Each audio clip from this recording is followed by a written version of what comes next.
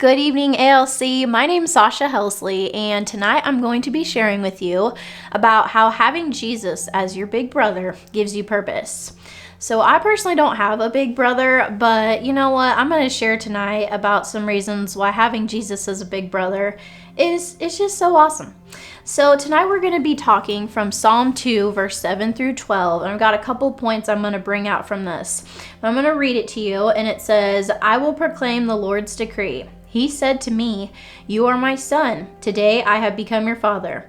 Ask me, and I will make the nations your inheritance, the ends of the earth your possession. You will break them with a rod of iron. You will dash them to pieces like pottery. Therefore, you kings, be wise. Be warned, you rulers of the earth. Serve the Lord with fear and celebrate his rule with trembling. Kiss his son, or he will be angry, and your way will lead to destruction, for his wrath can flare up in a moment. Blessed are all who take refuge in him. So tonight I want to be sharing about how my big brother Jesus gives me purpose, because he gives me these three things. He gives me access to God's inheritance, he gives me love that keeps me from destruction, and he gives me a shoulder to lean on for refuge. So my first point tonight is about how, number one, Jesus gives me purpose because he gives me access to God's inheritance. So I'm pulling this out of Psalm 2, verse 8 of that reading we did, where it says, ask me and I'll make the nations your inheritance. So here in the Old Testament, when I'm just looking at the word inheritance, and he's saying that our inheritance, it's here on earth. It's a place, it's a people that he's going to give us. But when you look at the New Testament, inheritance looks like something else. So in Ephesians 1:11 in the Passion Translation, I really liked how it put this. It said, through our union with Christ, we too have been claimed by God as his own inheritance. Before we were even born, he gave us our destiny, that we would fulfill the plan of God, who always accomplishes every purpose and plan in his heart. So here, our inheritance is that we are actually becoming God's inheritance. And then moving on, it also says in Matthew 25:34, that then the king will say to those on his right, come you who are blessed by my Father, take your inheritance, the kingdom prepared for you since the creation of the world. So here our inheritance is also, it is a place, but it's the kingdom. And he's going to take us to this place where he's never going to leave us. So I just thought this was a really cool comparison, that our inheritance starts off as somewhere on earth, and then it just moves to something that we become. And it also is a place that we get to be with God forever. You know, that on earth, when you think of inheritance, I just think of my parents and what they have. And what they're going to pass down to me one day. But really, when it comes down to it, I don't think so much about what my parents are leaving me, but I just think about my parents going with me to heaven, and my friends going with me, and the rest of my family going with me. So this just gives me purpose, because it gives me more of a that conviction that I don't need to think about what my house is going to be like on earth, or all the things that I can gain here on earth, but that when I get to heaven, I'm going to get that amazing inheritance, the mansions in heaven, you know, that presence of God, and that everybody in my family, or everyone who is part of the kingdom of God, gets to go with me. So Jesus gives me purpose because he gives me that access to his inheritance. He makes me God's inheritance. And he's also, through that, just bringing me into my destiny, so I will fulfill the plan of God. All right, so moving on to number 2, Jesus gives me purpose because he gives me love that keeps me from destruction. So I'm going to refer back to verse 12 of Psalm 2, where it says, kiss his son, or he will be angry, and your way will lead to your destruction. So I want to share a personal testimony about a time where I needed to kiss the sun and just put on the love of God, because I was going down a bad path. So this is actually something that happened pretty recently between me and my husband. But in case any of you guys don't know, I'm actually pregnant right now, and my baby's due in the fall. But during pregnancy, it can trigger you to have carpal tunnel. And so I started to notice that when I was reading my Bible or holding my phone one way for a long time, my wrist would really start to hurt. So I decided, I was telling my husband, babe, I think I just need to switch out my phone because I have like a really big phone, and I thought I'm just gonna get a new phone, a smaller phone. And when I told him that, I'd already made up my mind, and he got a little upset with me and was like, Sasha, do you really think the phone is going to make a difference? And I got a little angry with him. And so it's got a little bit heated, and I was, asking, well, what do you think I should do? And so anyways, it got accelerated, emotions. So we had to step away, and I just chose kiss the son, just love Jesus. Okay, Jesus, I know that my husband has good intentions. I know you have good intentions. So how can I stop doing what I'm doing with my emotions and keep from leading to destruction?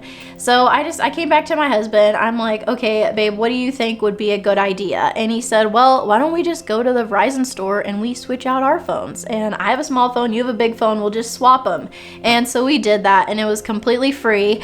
And I said, it probably would be good if I also got some splints for my wrist. So when I knew I'd be holding my phone for a long time, I would have my wrist support. So that Jesus gives me purpose because he just helps me keep that love on, so that I don't just go off and charge $600 to my account and my husband's account and just make him feel dishonored and disrespected. So that, making that choice and just taking a step back, it gives me purpose because it's giving me that love, and it's showing me how to make a positive in the situation where things just feel like it was a struggle. So, and then my third point, moving on, is that Jesus gives me purpose because he gives me a shoulder to lean on to be my refuge. And I'm referring to the Psalm 2 again, and there at the end at verse 12 it says, blessed are all who take refuge in him. So I want to share another testimony, a personal thing that happened with us. Last summer, I really needed to have Jesus as my refuge because my husband got in an accident at work and was crushed. And he had to be airlifted to the hospital from Hartville to Springfield, which is like an hour away. And turned out that he had broke 6 of his ribs, but I thank the Lord that there was no other permanent damage. But when I initially found out that my husband was injured and was being taken in a helicopter to Springfield, I was in shock. And I was just rushing around my house, trying to figure out like how much clothes to pack and diapers to pack, and I was my head was not right. So I decided to call my pastors and just ask them pray for me. And guys, I just highly recommend this. If you are going through a crisis or just a situation that's overwhelming you, call your pastors, text your small group leaders, call them, because when they pray for you, it will comfort you and it's going to give you that peace just to know how to take the next steps to move forward. So I would visit my husband at the hospital every day. He was there for about 4 or 5 days. But one of those days I'd already had my mom's group scheduled and I really felt like I need to be there. And that was it was so comforting for me and just helpful just to get out of a situation. And my friend Sam shared this verse with me that is so good, and it has just been so helpful many, many times this year. And it's that part where Jesus talks about taking his yoke on you. And it's Matthew 11, verse 28 through 30. It says, come to me, all you who are weary and burdened, and I will give you rest. Take my yoke upon you and learn from me, for I am gentle and humble in heart, and you will find rest for your souls. For my yoke is easy and my burden is light. So just throughout just different times this past year, whenever I would begin to feel overwhelmed, I would just read that verse out loud and I would say to the Lord, God, today I just give you my burden of being a wife, and I take your yoke upon me.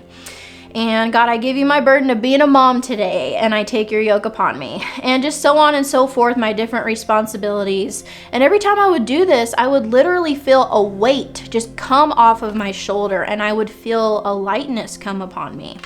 So Jesus gives me purpose because he is that place of refuge, that I do not have to carry all my burdens myself. No matter what the circumstances that I'm going through, I know that Jesus is going to come in, be that comfort for me, and he's going to surround me with people that will also be that comfort for me. So in summary, my big brother Jesus gives me purpose because he gives me access to God's inheritance. He gives me that love to keep from destruction, and he gives me a shoulder to lean on in his refuge. So maybe one of these things stood out to you tonight, or maybe all three did, or maybe none of them did. But, I just challenge you this week to ask the Lord, is there somebody around me, close to me in my life, that may be struggling in one of these areas, maybe struggling to put on love, or maybe struggling just to feel like, there's something out there, an inheritance for me, or just to have purpose in general. Just ask God, how can you pray for them? Or how can you help them in some tangible way, or just encourage them this week? So thank you guys. I hope that this encouraged you tonight, and there's going to be some discussion questions at the end.